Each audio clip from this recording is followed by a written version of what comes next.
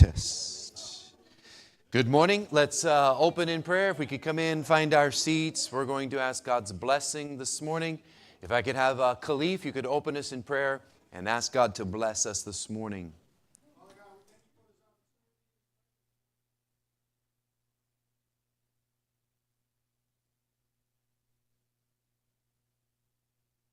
Amen. Good morning. Welcome to Sunday School. Next Sunday, we begin a new series. I'm excited about it. Be really helpful, I really believe. So don't miss next week. I'll leave a little element of surprise. The home. We are looking at different elements of the home over the last few weeks with the highlight would be today, anonymous questions. The point was to stir the water, to talk about certain subjects that perhaps would generate questions that we have in our mind. Came up with an idea that we would have anonymous questions online on our website so that you could ask freely. Sometimes asking questions in a group inhibits free thinking sometimes. And we kind of get embarrassed. So we're going to go quickly so that we can do this in one class. It was a slow start at the beginning with the questions, then a bunch came in. So I'm going to put these questions up, and then I'm going to answer them directly and quickly and concisely. If you have any questions, feel free to ask. So we're going to go for it. Okay, on finances, how do you handle a difference in idea? I will also interject some of what I think the person was asking as well.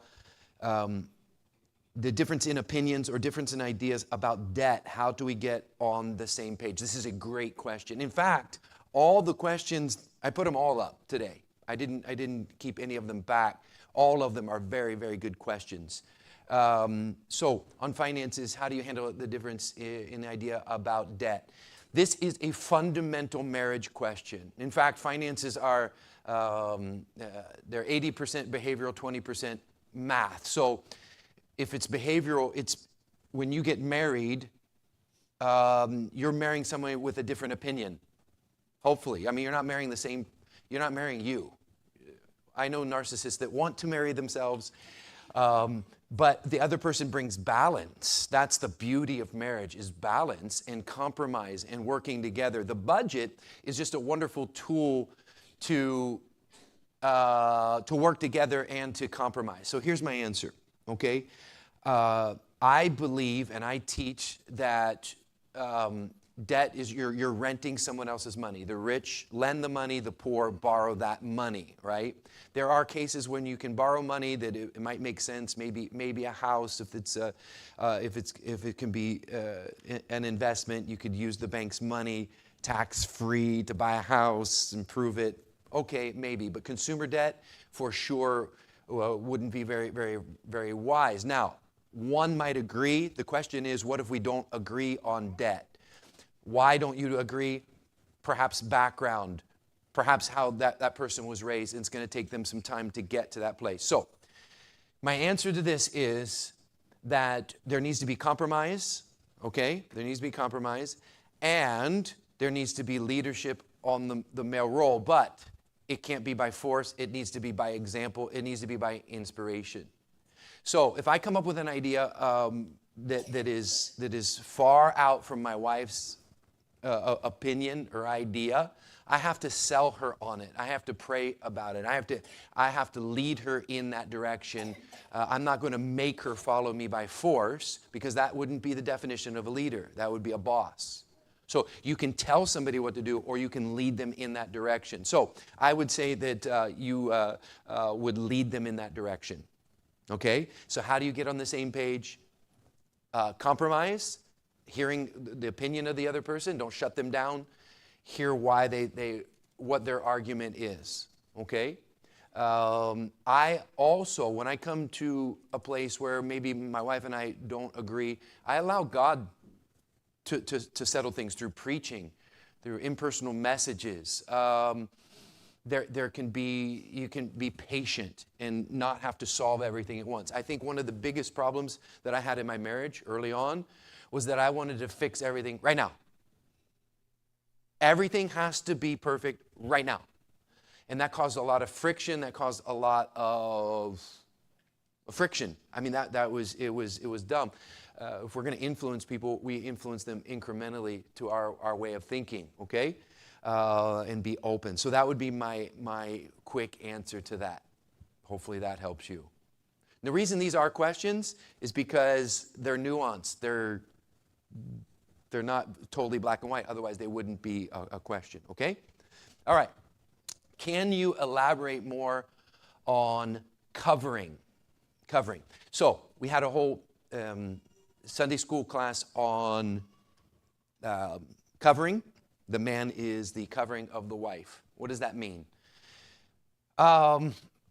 Protector would be a covering. Can you elaborate? I'll elaborate. You cover her mentally, spiritually, and physically. The man covers the wife. God made the wife more fragile, which doesn't mean less. It means different. She is sensitive to different things. She is different. She's more fragile, perhaps emotionally, and perhaps better spiritually at being in tune to things. But God made the man to be the covering, to absorb the shock, to protect against spiritual attacks, covering. In my opinion, in my experience, an uncovered woman she's not content. Okay, and that's just been my experience. So covering would be leading, would be protecting, would be providing for her. James?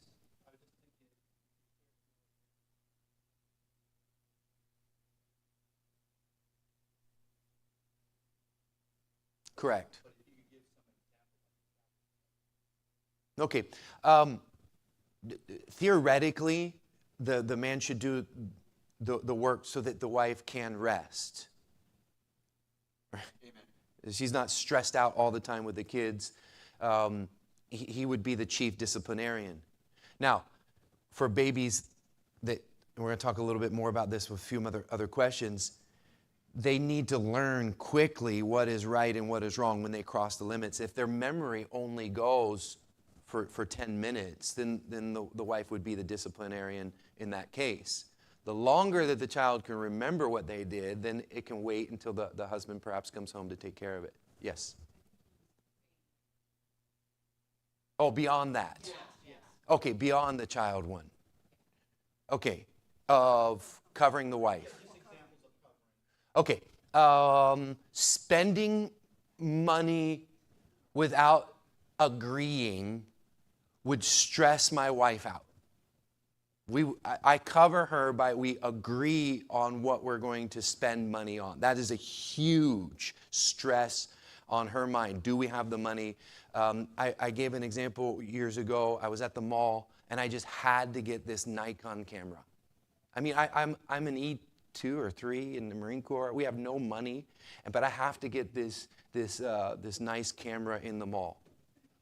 I don't know why. I'm going to start to be a photographer. Right? I'm just going to buy this camera. And she's like, what? No, it just looks so good in the window, in the mall. It's classic stupidity. And so I buy this camera, and I can tell there's just tension, there's frustration. We're on the highway, and I'm justifying it in my mind, and I can't do it. And we turned around on the exit, went back and took it back. But that would be one way to cover my wife's mind financially. Mentally, I know when it's beyond just being tired, and I recognize that it's a spiritual attack. Okay, so I recognize, there are times when my wife's tired. Women get tired, they go through moods, they're a little bit more moody.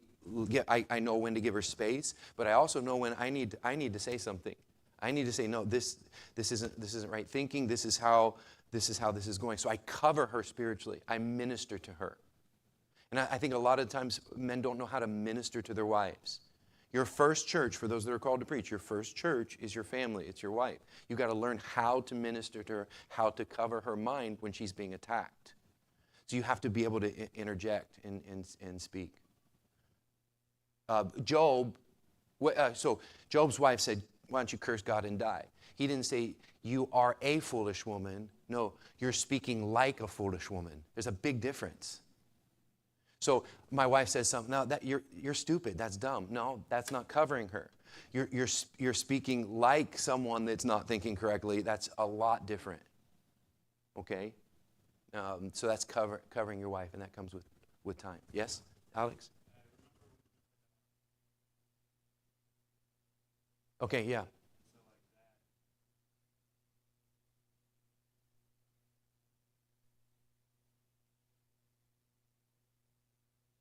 Right.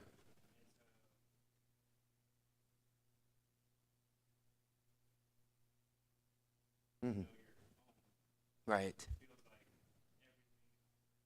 Sure.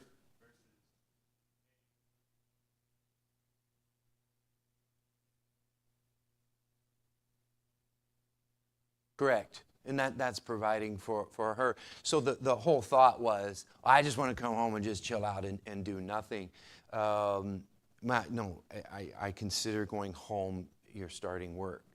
And if it's, if you can relax and it's a bonus, fine. But that is your responsibility to cover her at home. So good thought. Okay, so let's go into this question. It's funny how these questions kind of blend together. Is it bad if both spouses work? Bad is so relative. Is it wrong? No, wrong. Do I think, I'm very old-fashioned in the thought that I think that it is better, okay, for a mom to stay home with the children. It is better. If that is possible, that is better for the children. Let's think common sense for a minute. If you take your child to a daycare for 40 or 50 hours, and it's an option to do this, someone else is raising your kid for 40, 50 hours a week.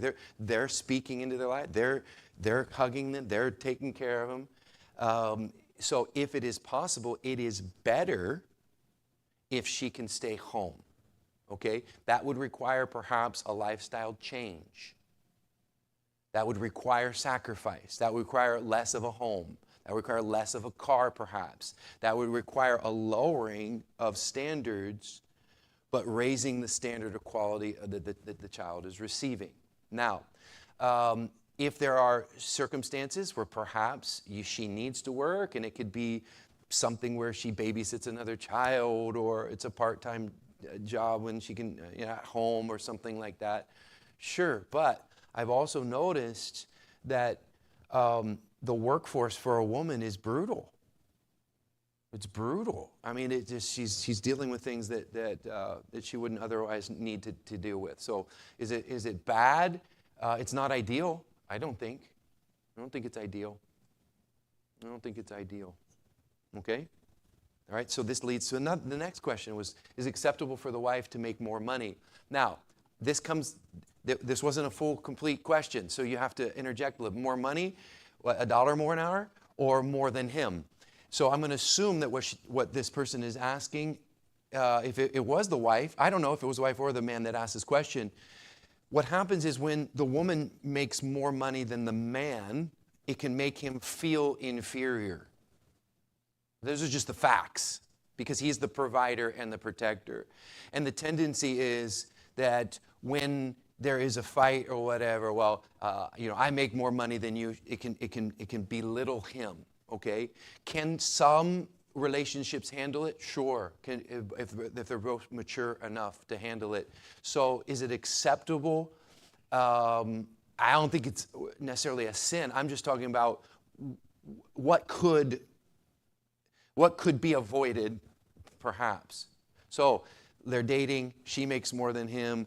Is she going to start to work at McDonald's instead of in the office to make him?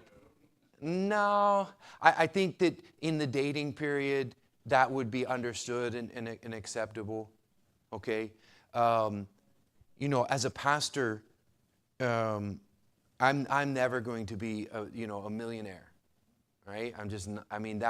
My calling, I think, is the highest calling that you could have on the earth. So if my wife made more money than me, I'd kind of be happy. I'm just kidding. But I don't feel bad at all. I know my calling, so there's a security issue there. And an insecure man, that would be pretty tough. Okay, that would be tough. Connie?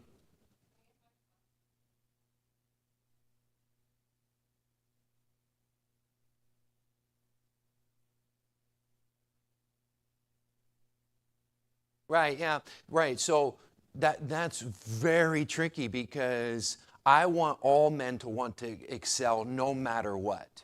So if they don't want to excel, I would say what is wrong perhaps in their character in general, which would be just a sign that there's a problem. Every man in here should be excelling at work. Okay, you should be the best worker. You should be trying to move up in your career, in your job. Okay, so are those two overlapping? For sure, they're overlapping, and it could be a type of apathy that the job's just revealing the problem. See, jobs and bosses are kind of like my best friend. It's a huge part of discipleship. I have my finger on the pulse of every single man in here and how they do at work. Every single one. I know how they're doing at work. I don't know how I know. I just know. And I ask, and then I hear about promotions, and I hear, but I had a guy years ago in the Norfolk church, could not keep a job. And it was always a good excuse. And after the fourth job, it got so embarrassing. He'd come to me, yeah, guess what? Oh, man, my boss, hates that I'm a Christian. I'm like, They put up with a lot of Jesus freaks when you're making money for them, when you're producing for them. They seem to not care. Right? But he uses that as an excuse, and it was just an identifier. So the job is a revealer. Okay? All right? There was a hand, James. Mm-hmm.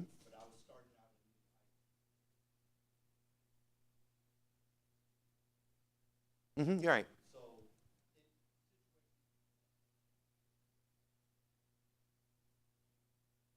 Mm-hmm. Yeah. Okay, so does your wife want to work right now? No. So a certain type of woman might not want to work. There are women that want to work because they don't feel like they're a good mom or a good housewife. So they get their identity at work. That would reveal a problem. So if they're working just to extra money, to do their hair and their nails, which... How much does it cost for a woman's haircut? That's starting, right? Like, dude. But, I get my haircut every week. We just spread our 300 over a couple months. So, hair grows. It's all got to get cut. My point in this is work just reveals that with a woman as well. My identity, and then it just shows identity problems. So working per se isn't the problem. It's the motive of working. We have to keep this lifestyle, or I'm going to sacrifice my children because I have to work. You want to work. You don't have to work. Okay? Yes, Alex?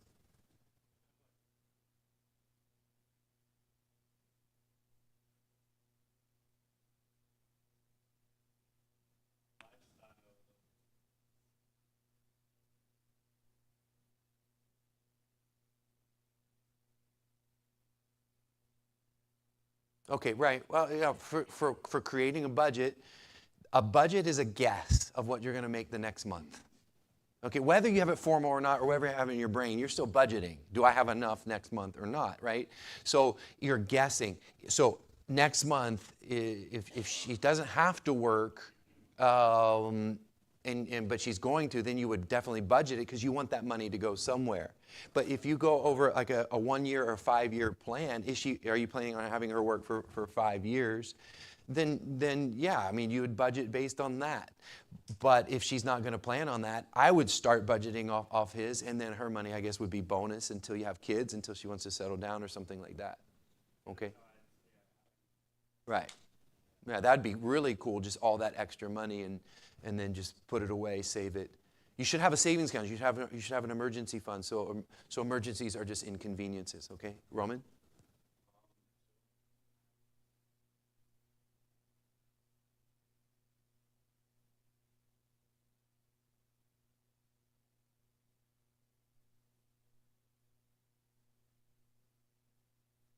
No, correct.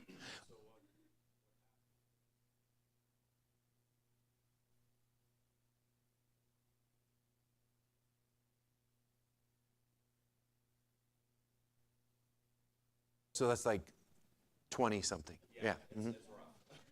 It was. I literally took. All right, got you. And then finally I got a career, but I had to get. Correct. So once I got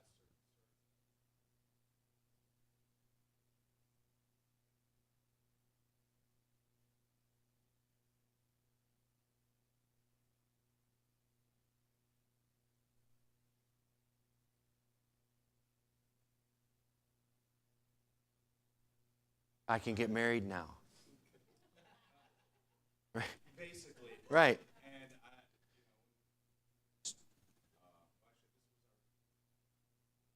Mm-hmm. married.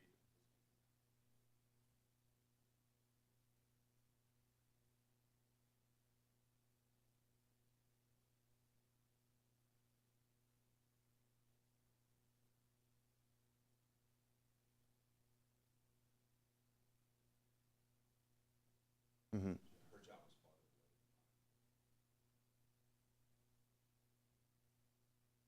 of it. Right, good. So let's talk about this. Let's go back to dating. Ideally, okay, you would say, okay, in order to start dating, which we call Christian dating, which was courting, last week's study or whatever, okay, he has to have a job, a car, and a place to live. Those are my tests. Okay, right. He's got to have that transportation, and you would base it definitely on his, because what if you want to have kids right away? Can you survive on that? Okay, so that's a good point. Okay, very good. All right, let's move forward so we can get through some more. At what age do you stop using the rod? That's up to you. That's based on your child. So Ashley got spanked more than Mackenzie. Mackenzie observed and didn't need spankings. She's very smart. And Ashley was not. Ashley's a little bit more. We got blessed, and I'm not kidding. Our kids were very good. They're just good-natured kids. They didn't rebel. They never went into rebellion. They never rebelled against God. They never backslid. They've always been sensitive to God. But they're just normal kids, right? So let's go back to the rod, okay? The rod, some of you thinking, my kid's so bad, I would be beating them all day, every day. No, because when the rod is applied properly and it's there, it's understood and it stings and it's done the right way, it's like once every blue moon. You see? So I saw at conference, there's a couple sitting next to us, the child swung at the mom. And she goes, no, no, no, no. No, no. Well, no, but no. Swinging at your mom might be harmless now, but what happens when the kid's 8, 9, and 10 years old and it's never been taken care of early? So you're not beating the kid from 2 years old to 9. You're nipping it in the bud right now at 2. You take him out. You listen. You never, ever swing at your mother. Ever swing at your mother. Okay?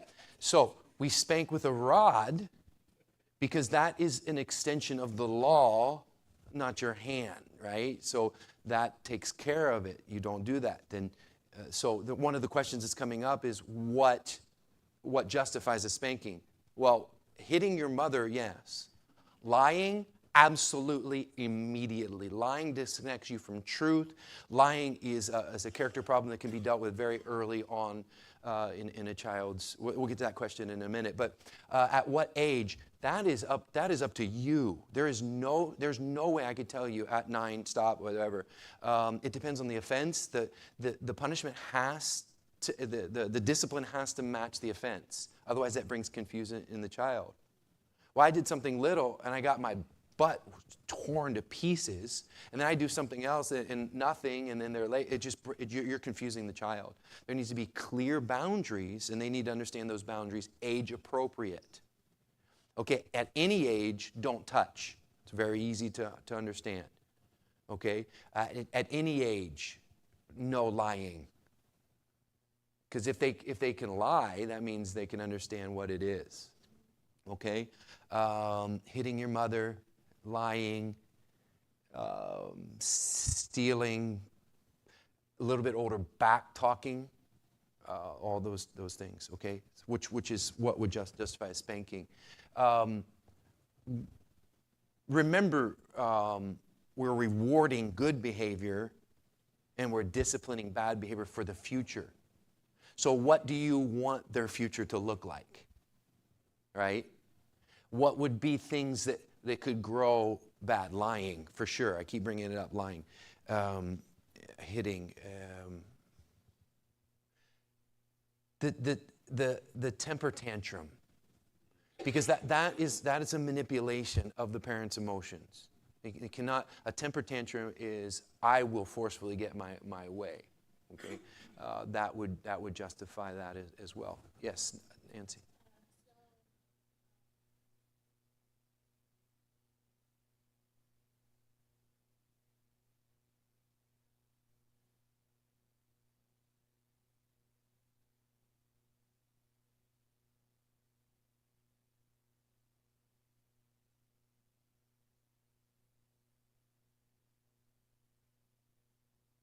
No, yes, you need to do that, yes. Yeah, he's got 2 minutes. I'll give him 2 minutes. Oh, immediately. Yeah, but I would send a text during the day. Listen, man, unacceptable behavior today. Unacceptable behavior. But you're not going to keep threatening your kids. Well, if you do that, I'm going to tell your dad. I'm going to tell your dad. No more threats, guys. Stop with the threatening. It becomes a joke. Okay, if you do this, then I'm going to. If you do this, I'm going to. And then that way, that checks you from saying things that you don't mean to say. Because if I say I'm going to do it, I'm going to have to do it. So I better be careful not to say it. That is why he is the man. That's why he's going to handle this emotionally. He's going to take the emotional brunt. That's why he starts work when he comes home. Okay? All right. Yep. Yes?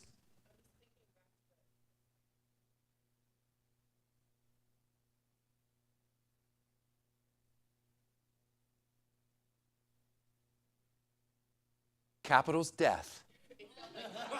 Okay. All right.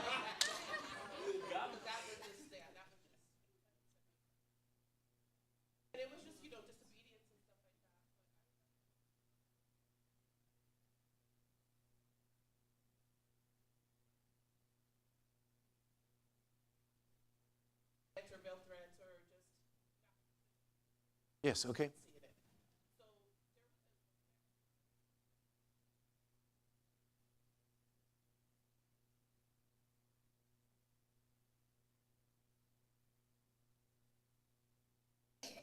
Right, good.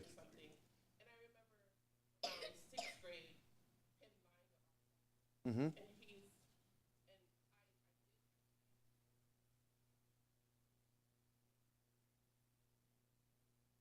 Okay, so single moms. Yeah, okay. Single moms, older boy, and that.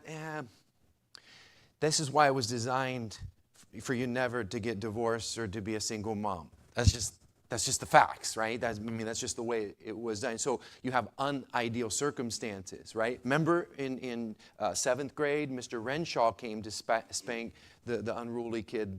The shop teacher came to deal with it. The female teacher, she's like, no, I just call him and he comes and takes care of it. Single mom, you're going to have to be the mom and the dad at the same time. Right. Now, when they get to a certain age, grounding, taking away privileges hurts just as much as pain. Okay? So I answer your question. But to your credit, Robert is very respectful. He's a very respectful. You did a great job with him. So whatever you did good, because he's a very respectful man, and you did good. Okay? Yes?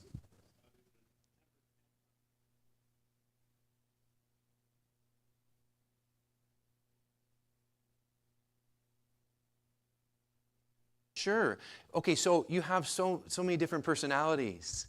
There's some children that would never even think of doing that, and then there's some that are. There's some that are stronger willed. You as a parent are observing their personality, and it's appropriate based on each individual child, right? I'm going to deal with you a lot differently. I'm going to deal with Joe, different to Dimitri. I'm going to deal with you on your level to where you understand and deal with your individual shortcomings as I see fit, right? So each child is so different and individual, okay? Yeah, very good. So this bleeds together. We'll keep moving on. At what point do you tell your spouse that the kid messed up, right? This could be a marriage problem as well, communication. You need to be on the same page with discipline. What happens is this. Children are very intelligent, and they'll manipulate the other parent. They can tell mom doesn't want dad to spank at this time. You're going to create confusion. So you would have to put the child aside. You'd have to go into a closed door, then agree on the discipline, then come out. Don't discuss no, you can't do that. He's got a baseball game on Saturday. And then I was like, I know who to manipulate now. I know who to play. Then that creates division in the home. Okay? If you're going to fight in front of your children, you're inviting a disaster. They should never know you ever have a disagreement. You are all, in their eyes, Father, Son, Holy Spirit, Trinity, my parents, man, they're on the same page. She supports, yeah.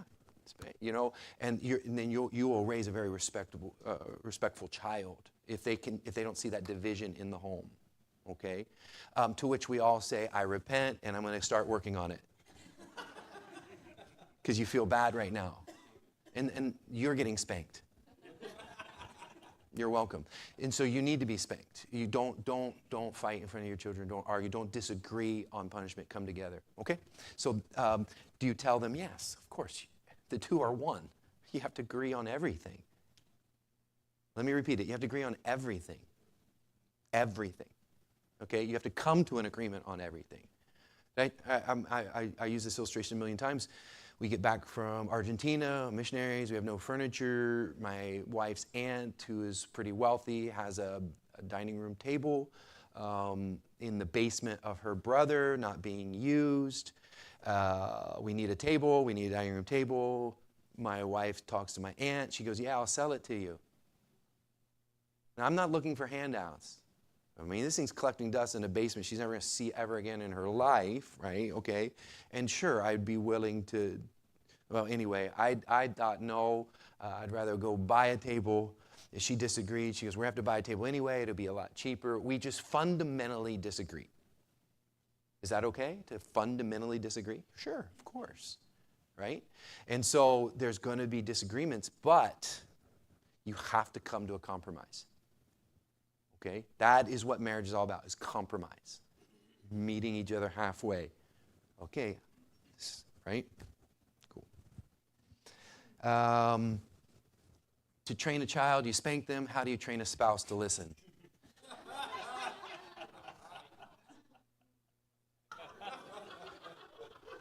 I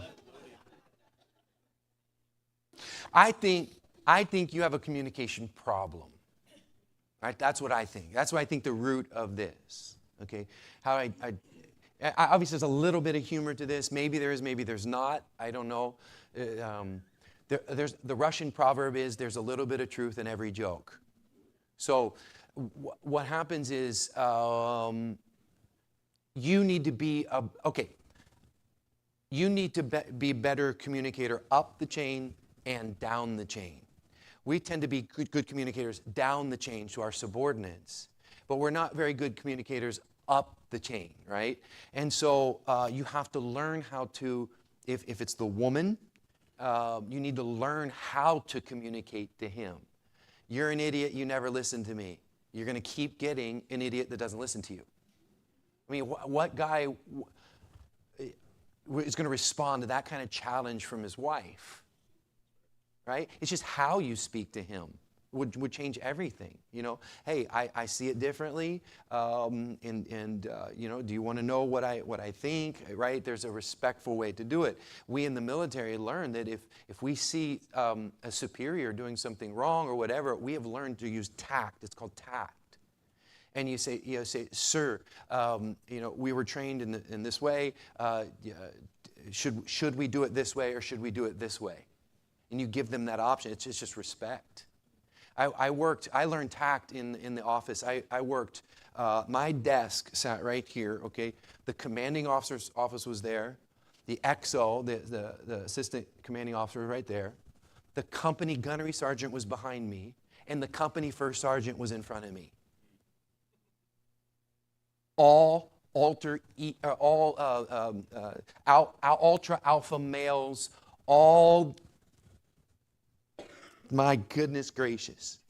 The CO would come to me and he'd say, I want you to do this, this, and this. The XO would come and he'd say, I need you to do this right now. And then the gunny, he's watching. Oh, this is going to be fun. It's like entertaining to him. He's like, I wonder what he's going to do. And I didn't know what to do. And he noticed that I didn't know what to do, so he said, I'm going to teach you. So he pulled me aside and he says, all right, what are you going to do? He told you to do something. He told you to do something. They're both your superior. What are you supposed to do? You're going to tell the XO that he's wrong? Hey, no, I can't do that because the CO told me.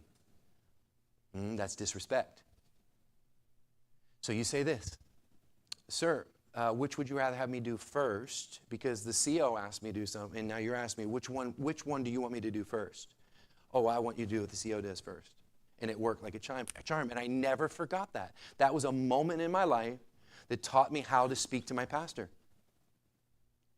I've used that every single day of my life in my mind when it comes to authority and tact. Dear, which would you rather have me do first? Your stupid idea or the truth, the right thing? No, you don't say it like that.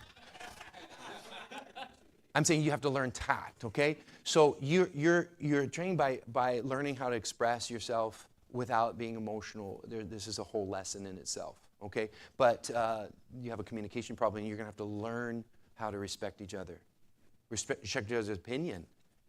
Your wife has an opinion for a reason, dude. And she's your helpmeet. She sees things you don't see.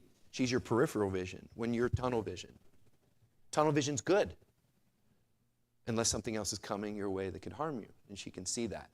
So don't undervalue that. This is marriage. Yes, there's a question? Yes.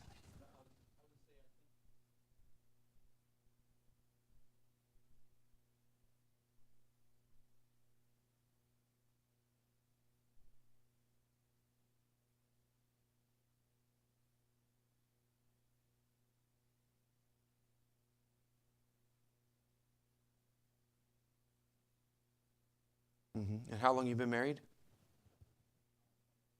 Awesome. Very good. Listen to wisdom. What do you do when your child is young, misbehaves in public, you need to correct them, but you can't discipline in public? Do not discipline in public. Do not do it. Do not do it.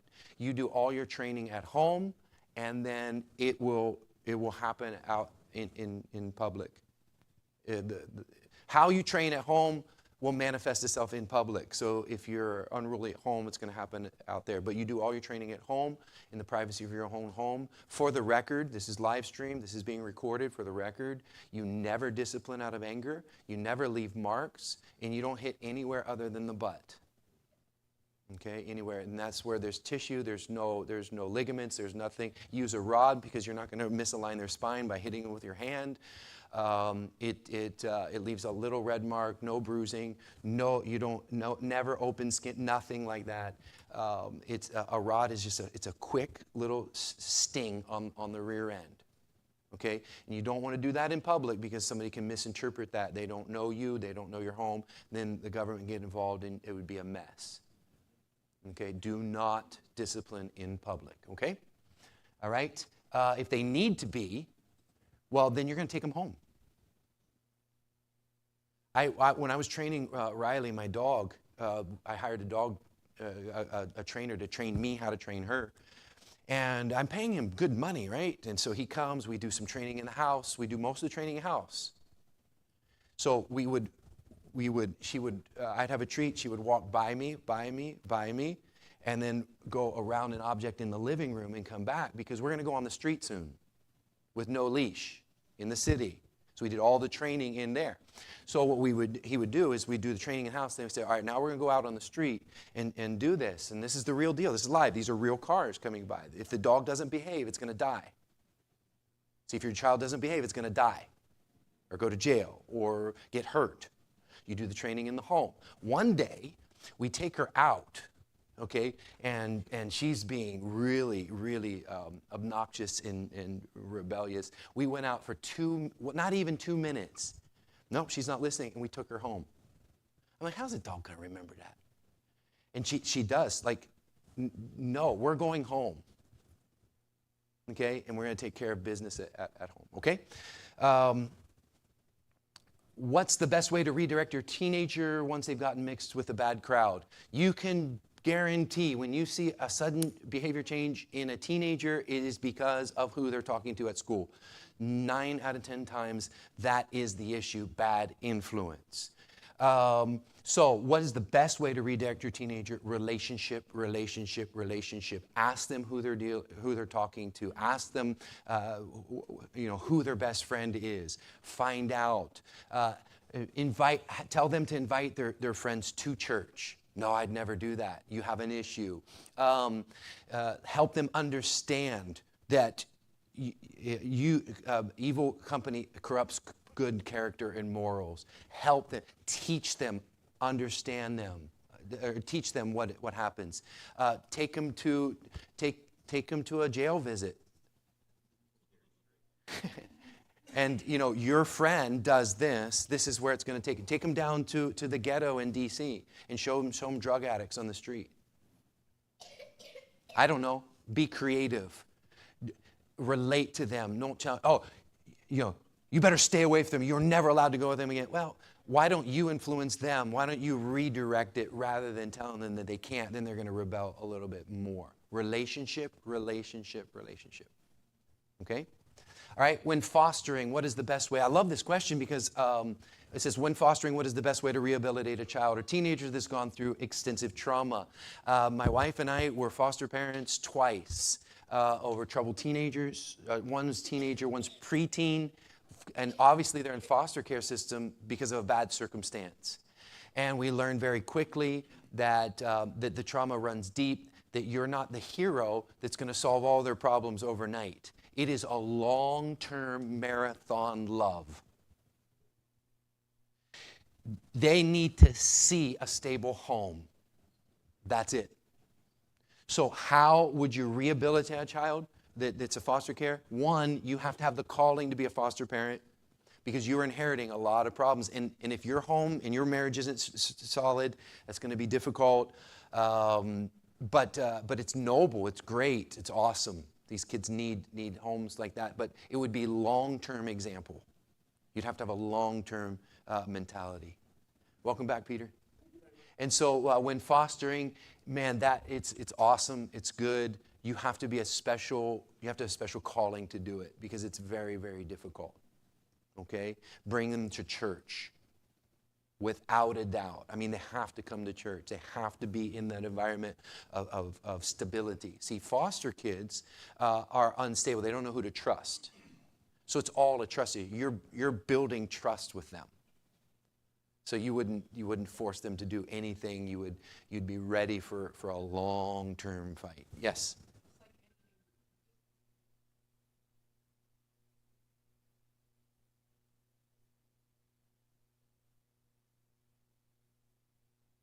Yes. Everything.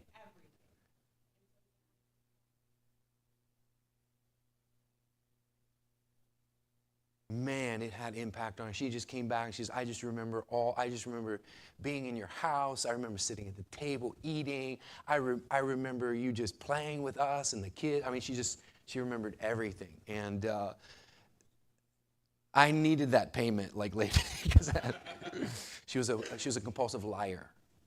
And she just lied to protect herself and all kinds of things. And you just learn. Okay? Is it right to maintain close relationships with those who are not following Christ? If you're with somebody unequally yoked to you, they will pull you down.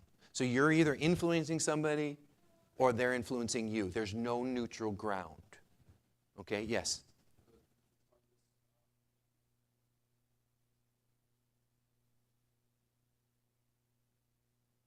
Correct. Correct. Right. So let's say you get saved and you have close friends. Well, I'm not going to cut them off, your friends, but just say, listen, if we're this close of friends, you're going to respect that my life has taken a major change. Okay, and I can't do those things anymore. Why don't you come with me? Well, you know what? Organically, your relationship will begin to drift apart because you're so different. You have different goals and different things. It is very hard to not drink when all your friends go drinking. They're smoking, they're drinking, they're telling jokes and girls and all kinds of things. It's very hard. You're going to have to make a stand. You have to be very strong. So when we say, cut off bad relationships, we're not just saying, oh, I'm too good for you now. No, it's just, listen, you got to understand, my life has taken a change. And if we're that close friends, you would respect that, okay? And not do that anymore, okay? How would you approach your situation if your child tells you they have a crush on someone? Good. Use this as a great way to direct them. Why do you have a crush on this person? Is it because of their looks or because of their character? What characteristics do you see? Is that superficial or is that deep? That's a great thing. And if your child is coming to you, telling you they have a crush on somebody, that means you're doing a good job because they're open. They're not going to get shut down. That's a very good thing. So you would direct them what qualities, use that as a life lesson to say what qualities do you want. Are you ready to get married? Could you get married tomorrow? When I'm 12. Then yes, that's good that you're having feelings. God put the hormones in us. Law of attraction. We're attracted to the opposite sex. I'm glad. Right? And the boy comes, oh man, there's a hot girl in school. Yes. Right? I mean, not that he's lusting, but don't you want your boy to be attracted to the opposite sex? You're going to suppress this forever? But we need to redirect it. Remember, the fire outside the fireplace burns down the house. But there's a fire starting. So let's keep that fire in the fireplace. Let's use that to talk about things and have conversations. Don't shut them down, okay? All right? At what point during dating, last question, is physical touch acceptable? Remember, there's a difference between dating and courting. We believe in courting, which is Christian. Dating, no touching. Kissing, first, second, third base, home run, right? First base leads to stealing second base. Anyway, and so, no, not until you know that this is the person you're going to marry. Now, remember, there are pastors on a scale from liberal to conservative. Okay, liberal meaning don't ask, don't tell. I don't want to know. Just don't have sex before your marriage, wedding, and we're cool. And then there's other ones like absolutely not.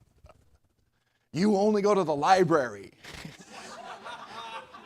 And call her on the phone from the other side of the room and talk. I mean, it's like, whoa, dude, settle down. They're adults. They're going to have to make decisions for themselves. I find myself in the middle.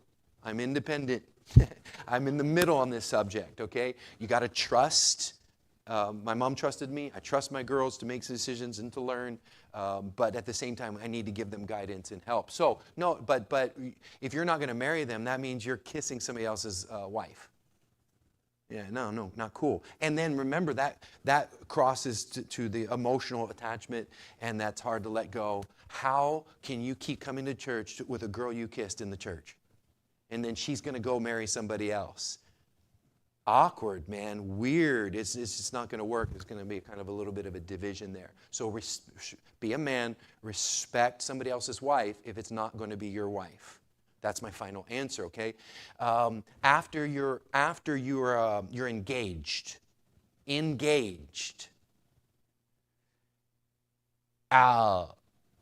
side hug goodnight? I don't know. I don't know. Man, it depends on each individual person. This is not legalism. It's not a law. it's going to be your wife, dude. Sit next to her at church. I don't have a big problem with that, but I have a problem here's the problem. Once you get engaged, the devil will work overtime that you screw it up physically. He will work overtime. So you think about it. Dude, you can wait. I can't wait. Then go to the justice of the peace tomorrow. I'm not even kidding. I would be happy. Well, we're not going to have, that saves me a whole Sunday of stress. No wedding, hallelujah. You're married, you're in church, you deal with those issues. Weddings are a privilege. Weddings are a pain. They're also a huge blessing done right, and that God gets the glory on a Sunday. Weddings are a privilege. They're not a right or an obligation. So the devil will try to screw that up. Okay, so that's why that's in place. And this is referring to a previous class. You might want to listen to that earlier on dating. I think it would be really, really helpful. Amen? So good, we got through all the questions. These questions will linger in my brain for sermons that move forward, and it's very good. Amen? We'll start church at 10:30. God bless you.